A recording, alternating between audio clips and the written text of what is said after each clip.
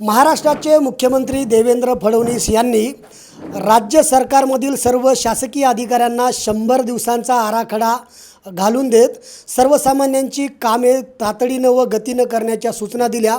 त्यासोबतच जे शासनाच्या कार्यालयामधील प्रलंबित कामे आहेत ते देखील मार्गी लावण्याच्या सूचना दिल्या। यामध्ये अनेक कार्यालय पास झाले तर अनेक कार्यालय नापास झाले। मात्र या सगळ्या घडामोडीमध्ये अनेक वेळा शासकीय कर्मचारी हे आपल्या पदाचा गैरवापर करत असल्याचं देखील पुढे आलेलं आहे आणि असाच प्रकार हिंगोलीमध्ये घडलेला आहे। एका शासकीय कार्यालयातील कर्मचारी महिलेनं चक्क IAS अधिकाऱ्यांची बनावट स्वाक्षरी मारलेली आहे आणि हाच तो धनादेश आहे ज्यामध्ये 1,55,000 रुपये हे स्वतःच्या खात्यावरती वळती करण्याचा प्रयत्न केल्याचं निष्पन्न झालं आहे। बँकेमध्ये हा धनादेश गेल्याच्या नंतर हा सगळा बनावट प्रकार उघड झालेला आहे। आपल्यासोबत पशुसंवर्धन विभागाचे अधिकारी आहेत।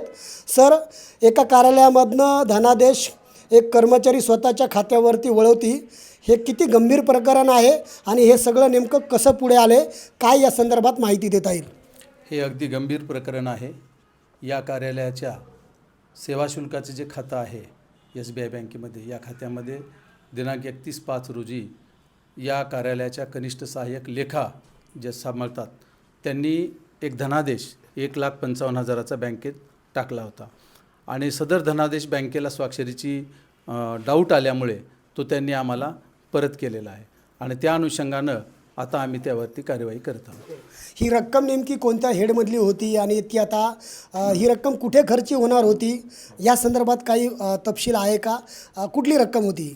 ही रक्कम शासकीय पशुवैद्यकीय दवाखान्याच्या ठिकाणी जी सेवा शुल्क जमा होते त्या रकमेचं अकाउंट माननीय मुख्य कार्यकारी अधिकारी यांच्या नावे आहे आणि या खात्यात जमा झालेली रक्कम आम्ही गटविकास अधिकारी यांना परत धनादेशाद्वारे म्हणजे शासकीय प्रक्रिया पूर्ण करून देत असतो आणि त्या मग आमच्या विभागांतर्गत दवाखान्यांना जे कॉन्टिजन्सीसाठी जी खर्च लागतो तो यामधून खर्च होत असतो। सर, ही कुणाची स्वाक्षरी होती, कुणी मारलेली आहे, कोणते अधिकारी आहेत आणि ज्यांनी स्वाक्षरी केली त्या महिला कर्मचाऱ्याचं नाव काय आहे? संबंधित महिला कर्मचारी ह्या श्रीमती SC जावळे हे त्यांचं नाव आहे। श्रीमती सोनल चंद्रकांत जावळे कनिष्ठ सहाय्यक लेखा या पदावर त्या कार्यरत आहेत आणि तत्कालीन मुख्य कार्यकारी अधिकारी नेहा भोसले मॅडम यांची स्वाक्षरी आहे ती। सर, पुढे या प्रकरणामध्ये आता काय कार्यवाही होणार आहे? काही पोलीस FIR होणार आहे का? प्रथमतः आता या प्रकरणामध्ये आम्ही संबंधितांना आजच नोटपुटअप केलेले, त्या अनुषंगानं निलंबित करण्यात येईल आणि या सोबतच इतर खात्याचा सुद्धा असा काही प्रकार किंवा याच्यात अजून काही प्रकार झालेला आहे का या संबंधानं पूर्ण चौकशी करण्यात येईल आणि चौकशीअंती संबंधितावर प्रशासकीय कार्यवाही व पुढील कार्यवाही करण्यात येईल। पण संबंधित महिला ही लेखा शाखेमध्ये होती, त्यामुळं दररोजचे तुमच्या कार्यालयातले जे काही आर्थिक व्यवहार आहेत ते देखील तिच्या स्वाक्षरीनेच व्हायचे पुढे। तर असे काही यापूर्वी काही व्यवहार झालेले आहेत का? कधीपासून ही महिला होती आणि एकंदरीत वर्षभरामधला तुम्ही काय आढावा घेतला आहे का? कधी असं जाणवलं होतं का? आता हे 2015 पासून या कार्यरत आहेत।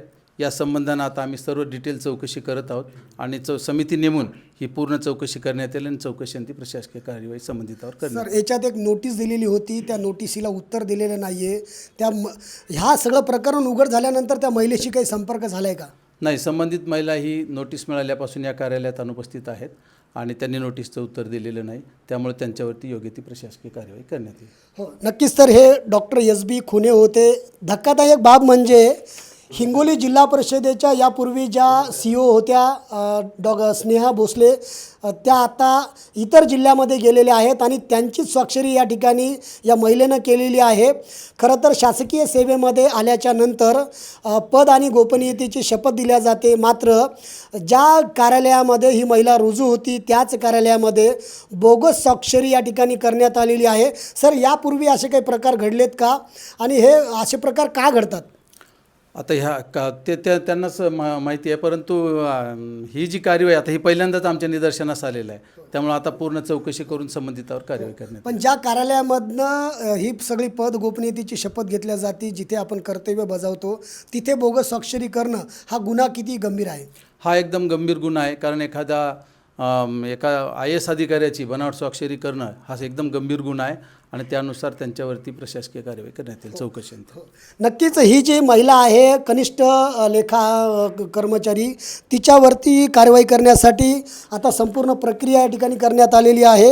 या संदर्भातला सगळा अहवाल आता पशुसंवर्धन विभागानं तयार केलेला आहे आणि पुढच्या काही दिवसामध्ये या महिलेच्या विरोधामध्ये कठोर कार्यवाही करण्यात येणार असल्याची माहिती दिलेली आहे. मात्र हिंगोलीमध्ये एका IAS अधिकाऱ्याची बनावट स्वाक्षरी करून 1,55,000 रुपयांची रक्कम स्वतःच्या खात्यामध्ये वळती करण्याचा प्रयत्न केला आणि त्यामुळं या संपूर्ण पशुसंवर्धन विभागामध्ये खळबळ उडालेली आहे.